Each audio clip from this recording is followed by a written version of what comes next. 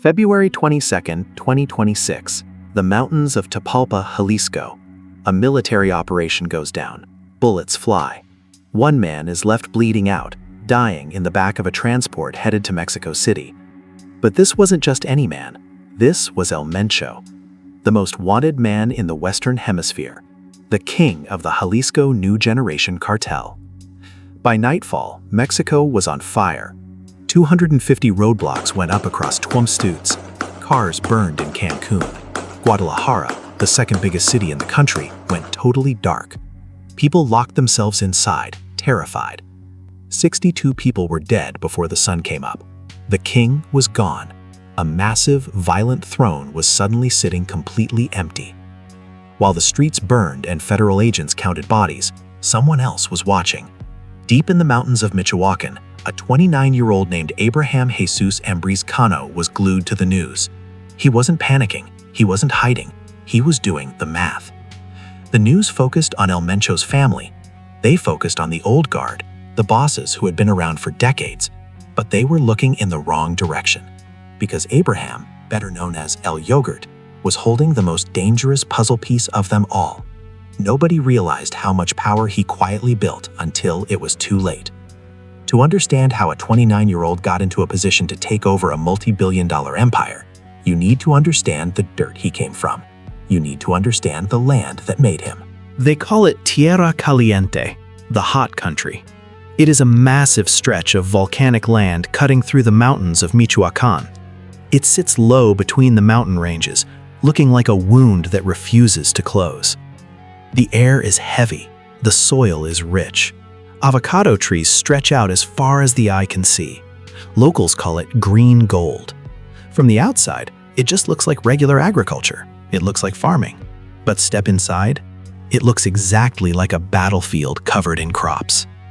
This is the exact same dirt that built El Mencho. He was raised in crushing poverty right here.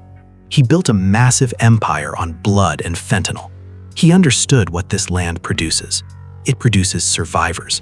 It produces killers.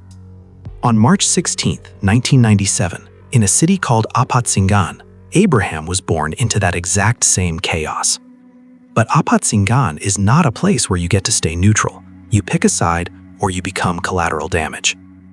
By the time Abraham was a teenager, his hometown was the dead center of a savage turf war. El Mencho's cartel was pushing hard into the region. They wanted it all. Standing in their way was a coalition of armed citizens and rival gangs. Fighting right on the front lines against El Mencho's forces was a group called Los Viagras. This is where Abraham got his start.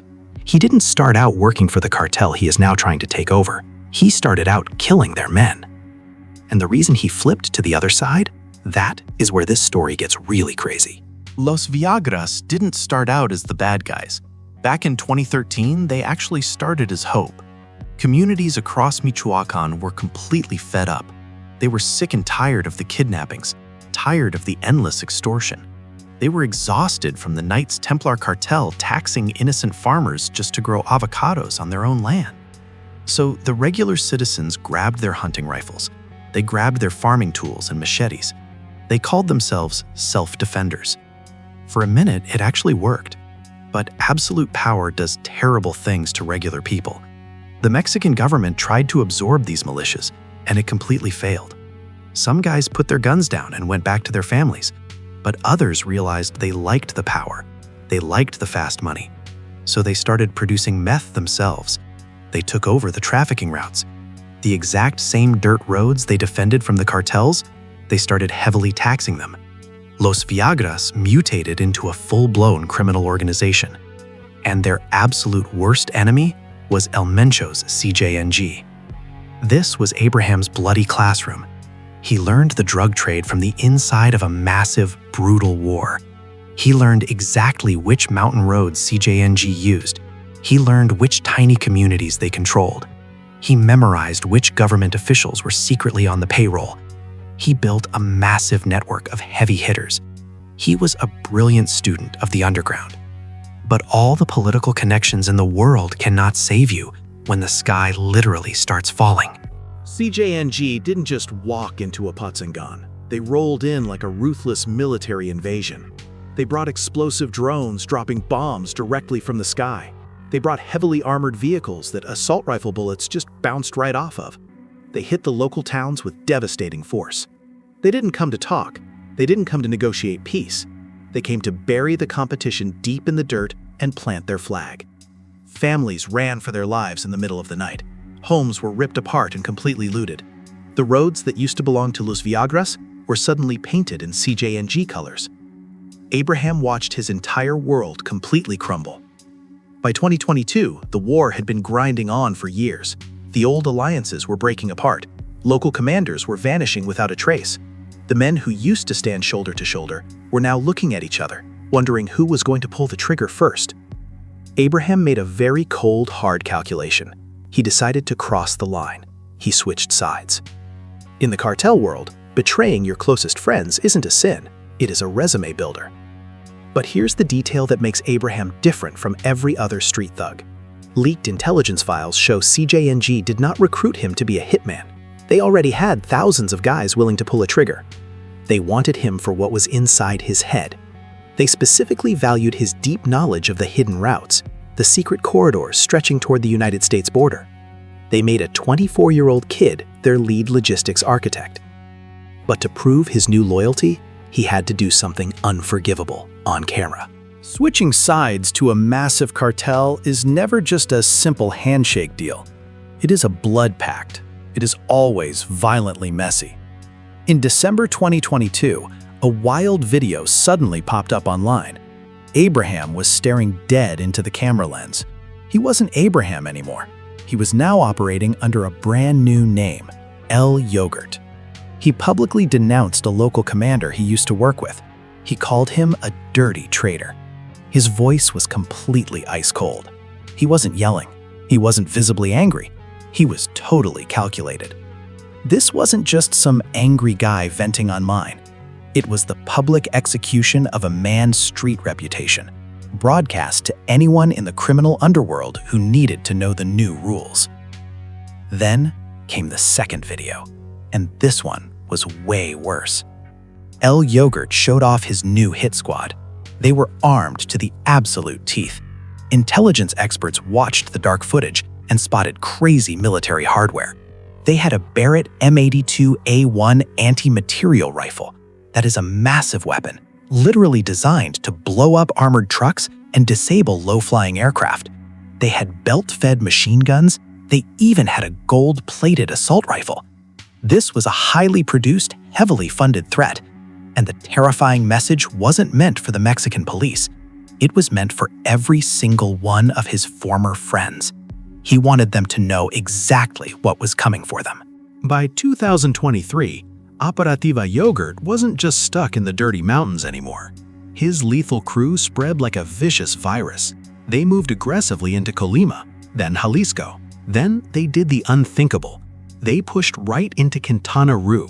We are talking about Cozumel and Cancun, the beautiful Caribbean tourist hotspots that millions of innocent people visit every single year. He was operating 2,000 kilometers away from where he started his dark career. And how did the federal agents know he was there? Because his own guys proudly bragged about it on YouTube. In the criminal underworld, a street anthem isn't just music. It is a terrifying warning to rivals and a recruitment ad for new killers. A popular duo recorded a track dedicated entirely to El Yogurt's crew. The lyrics were insane. They bragged about holding the plaza, hiding C4 explosives on drones, and deploying special forces in Cancun. But the craziest part wasn't the song. It was who was caught singing it. In November 2025, the mayor of Tequila threw a massive secret birthday party. Guests had to hand over their cell phones at the door. No recordings allowed. But somebody snuck a hidden camera inside anyway. The leaked footage was mind-blowing. The actual mayor was on stage, screaming the lyrics to El Yogurt's Cartel anthem into a microphone.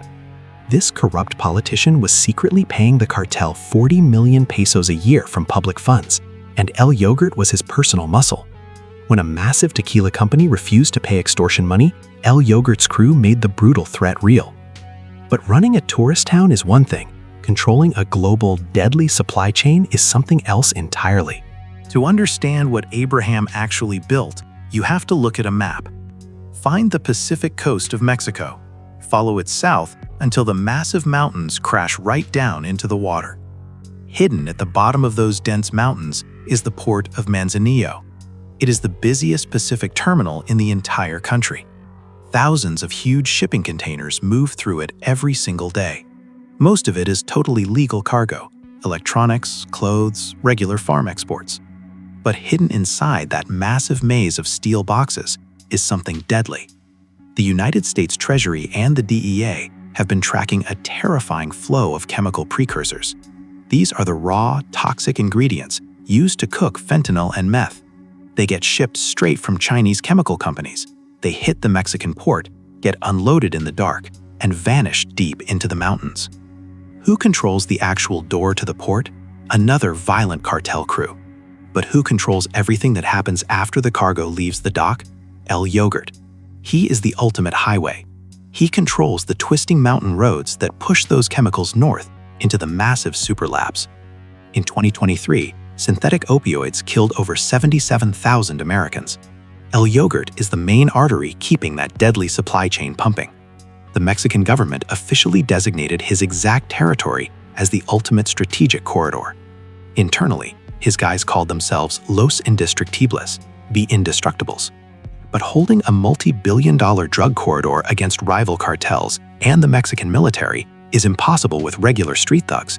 You need serious, highly trained killers, and El Yogurt knew exactly where to buy them. To protect his absolute gold mine, Abraham didn't just hire local kids off the street. He went shopping completely outside of Mexico. Investigative journalists uncovered a wild, highly organized recruitment pipeline. His cartel was sending direct WhatsApp messages to former Colombian army soldiers. He offered them massive salaries. He promised reliable, untraceable payments. He gave them highly professional military terms. He wasn't targeting regular army veterans. He was hunting for elite specialists, men specifically trained in explosive ordnance, experts in military intelligence and brutal urban combat tactics. These Colombian soldiers had spent their entire careers fighting a massive, bloody counterinsurgency war in the dense jungles of South America. They knew tactical secrets that Mexican hitmen couldn't even imagine, and a 20-something kid named El Yogurt could easily afford to buy their total loyalty. The Mexican government eventually had to step in. The security secretary publicly confirmed the terrifying rumors. They announced a formal international protocol between Mexico and Colombia just to stop this exact cartel recruitment pipeline. The government realized they weren't just fighting a drug gang anymore. They were fighting a heavily funded private international army. These foreign mercenaries wore full tactical gear, heavy body armor, professional military helmets. They even wore custom patches that read Special Forces Mencho Operativa Yogurt.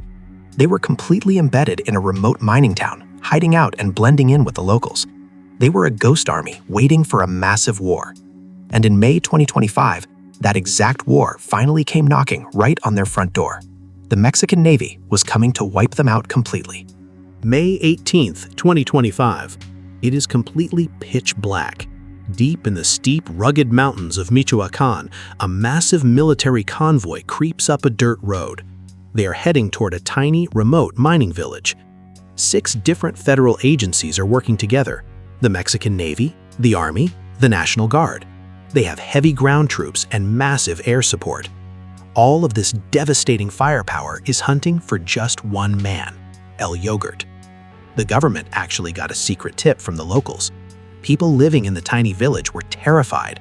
They saw a heavily armed private army using their quiet town as a massive base of operations. The security secretary even posted about it online that very morning. He announced his elite forces were moving into a highly dangerous zone to take out an extremely violent group. But the cartel was definitely not asleep. The absolute second the naval forces crossed into the village, the sky completely lit up. They were instantly hit with incredibly heavy, high-powered rifle fire. This wasn't a quick police raid, it was a full-blown military battle in the dark. Bullets shredded through the trees, explosions completely rocked the dirt roads. When the heavy smoke finally cleared, the scene was absolutely chaotic. 12 cartel fighters were dead on the ground. 9 more were captured and tied up. But the cartel hit back incredibly hard. 3 elite Mexican Navy Special Forces operators were bleeding out, severely wounded by the intense gunfire. And when the official photos of the captured killers hit the internet, nobody could believe what they were actually looking at. The government quickly posted pictures of the arrested men. They were the highly trained Colombian mercenaries. They had massive anti-armor weapons. They had deadly improvised explosives. They were proudly wearing custom cartel patches right on their tactical gear. But some of these lethal killers were wearing cheap rubber flip-flops. People online immediately started laughing, but the military was definitely not laughing. These guys in basic beach sandals just shot up elite Navy operators who had massive air support.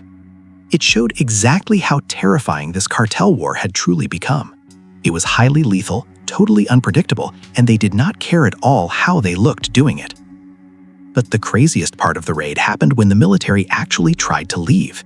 The cartel didn't just have big guns, they had the entire town completely under their control. As the heavily armed Marines tried to drive the prisoners out, the actual residents swarmed the dirt streets.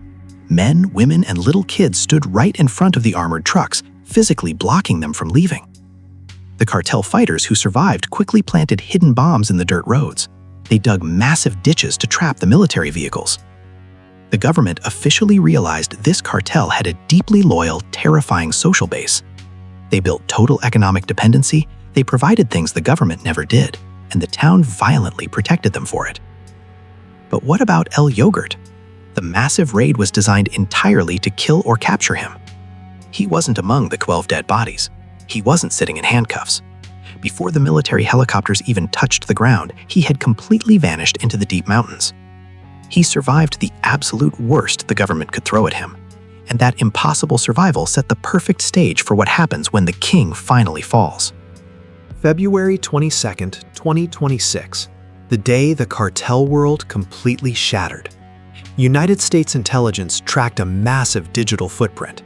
They pinpointed the exact mountain location in Tapalpa.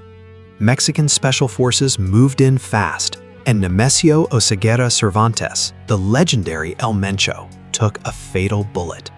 He died bleeding out on his way to Mexico City. Within hours, total anarchy was unleashed. 250 burning roadblocks choked 20 different states. 62 people were slaughtered before the weekend even ended. 25 of them were federal troops. Guadalajara, a massive financial hub, was completely paralyzed. Nobody went outside. The public transit completely shut down. Even the beautiful tourist beaches were burning. Cars were torched on the highway near the Cancun airport. Convenience stores in Tulum were drenched in gasoline and set on fire. And right in the middle of that burning Caribbean coast was El Yogurt's territory. His elite guys were already embedded there. When the cartel demanded brutal retaliation for their dead king, El Yogurt's men delivered the violence. But by the very next day, his tourist areas went totally back to normal. The beaches opened. The panic faded. But the rest of Mexico was still deeply bleeding. And inside the massive cartel, a silent, vicious war was just starting. The king was dead, but who actually gets to sit on a throne completely soaked in blood? Normally, it goes straight to the family. But El Mencho's son is locked in a maximum security prison in the United States. His stepson has the family name, but the hardcore street commanders do not actually respect him. The old school bosses control the money, but they are dropping fast. This leaves a massive, dangerous power vacuum. And right in the shadows stands a 29-year-old kid named El Yogurt. If you look at the strict cartel rules, he shouldn't even be in the conversation. He is not a founding member. He does not have the royal family bloodline. He literally used to kill their guys for a living. Inside a highly paranoid criminal empire, nobody ever forgets where you came from. The top bosses will never just hand him the keys to the kingdom. But here is the terrifying truth. He doesn't need them to hand him anything. Look at what he actually built. He commands the only cartel cell packed with highly trained foreign military snipers and explosive experts. He survived a direct massive Navy assault that wiped out his team. He expanded his brutal empire from a dirty mountain village all the way to the billion-dollar tourist beaches. But most importantly, he holds the ultimate golden ticket. He controls the entire mountain corridor where billions of dollars of fentanyl travel directly to the United States border. You can have the famous family name, but if you don't control the deadly chemical highway, you don't really control the cartel. Right now, the throne is completely empty. The country is still burning. The remaining cartel bosses are desperately trying to figure out their next violent move. But nobody knows exactly where Abraham is.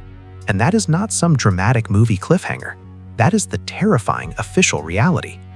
Somewhere deep in Mexico, the kid who started out as the enemy is quietly watching the news, and he is doing the math.